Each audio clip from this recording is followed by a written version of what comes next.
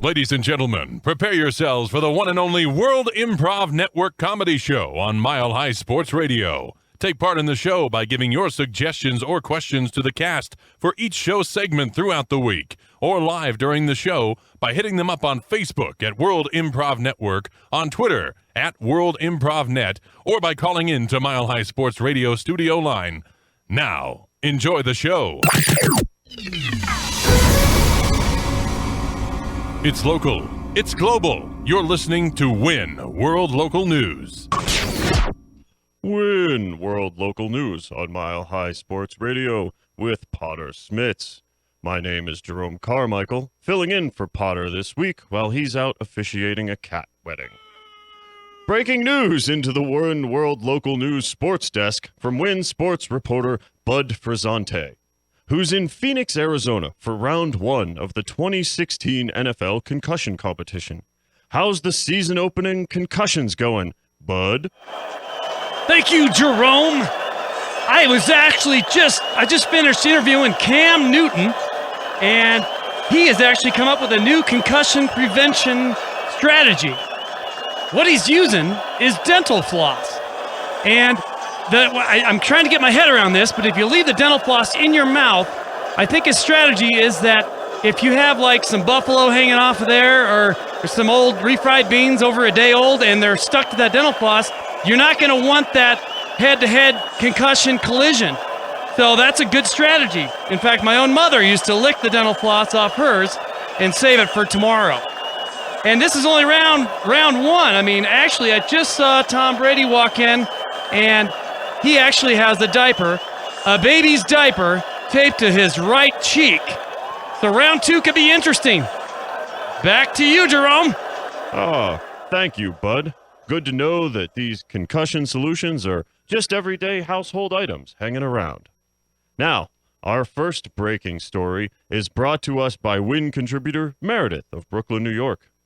After this past week's National Security Forum, U.S. presidential candidates Hillary Clinton and Donald Trump have both decided to enroll in grade school. Hillary is ecstatic to learn how to use email, while the Donald can't wait to get tutelage on the nuances of Twitter. What other 11-year-old knowledge do the two best and brightest the U.S. has to offer for president look forward to learning?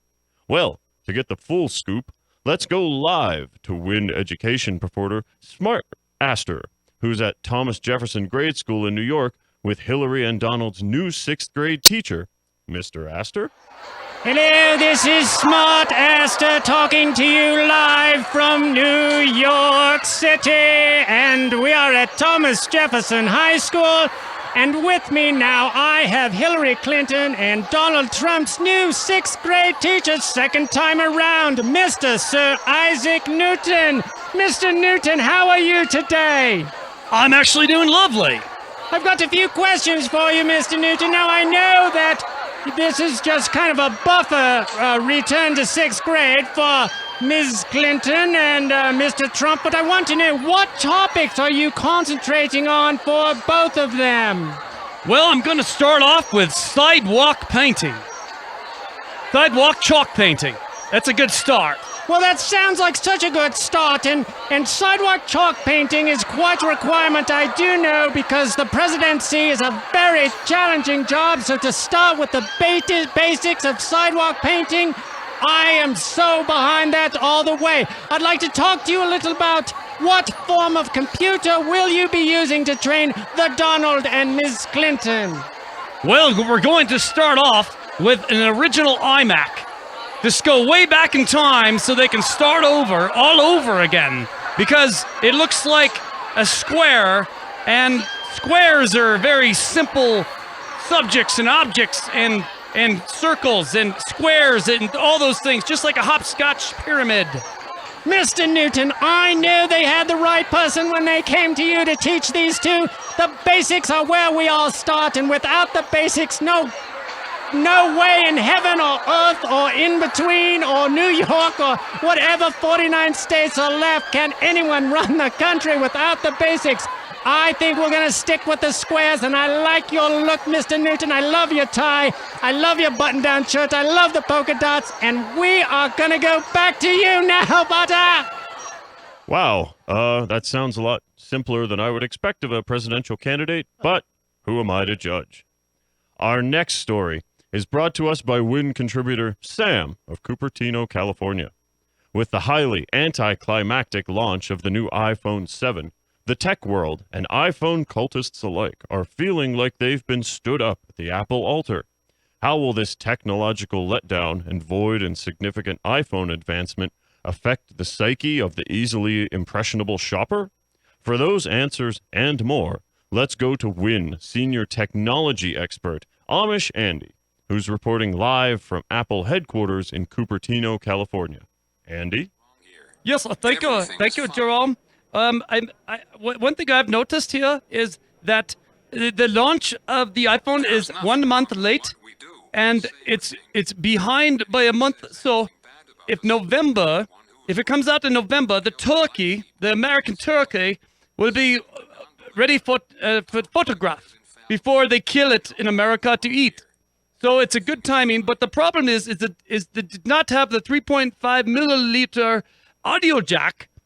And that's a problem. I have actually have DJ Master Richard with me, and he is very angry about the no audio jack, so he cannot do DJ wedding.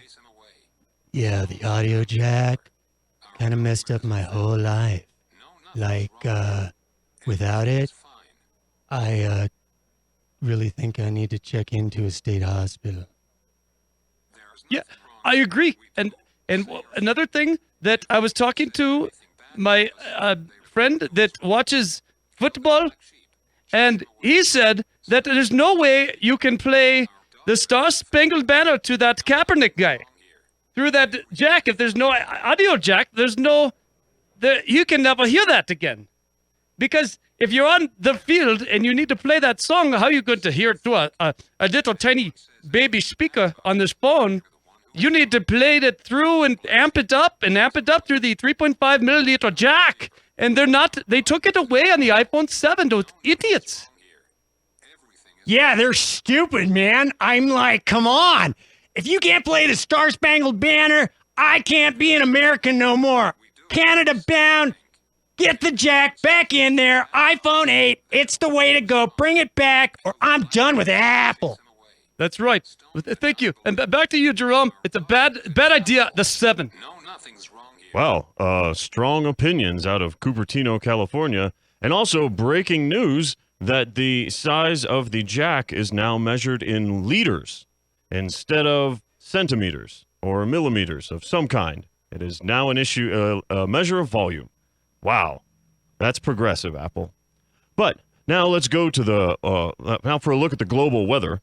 Let's check in with Yucca Hurricane, who's at Core Power in Boulder, Colorado, for the 2016 annual Hippie Yoga Jam. How's the yoga and the weather in Boulder, Yucca? Oh, Yucca Hurricane here in Boulder. Oh, I tell you, so nice to be in Boulder. There are big mountains up here.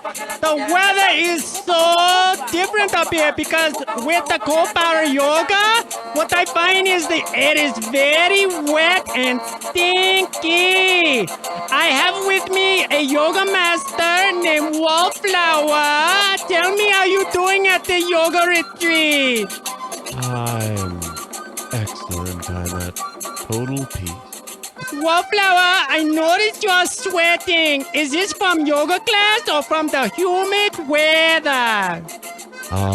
It's from a combination of the weather, and this is me mentally expunging evil from my body. Oh, I noticed you're pollinating when you take the class, which makes a weather change, and the bees come and go to another place and bring the bad mosquito. I don't know, but weather's good. Bye-bye. Oh, well, thank you, Yucca, for that excellent reporting on the weather. And thank you all for tuning in to the WIN World Local News on Mile High Sports Radio. I'm Jerome Carmichael, filling in for Potter Smittss. Stay tuned for Community Court next on the World Improv Network. Give the WIN cast your suggestions via Facebook, Twitter, or by calling into the Mile High Sports Radio studio line during the break for a case that needs to be tackled during community court. Next on Mile High Sports Radio.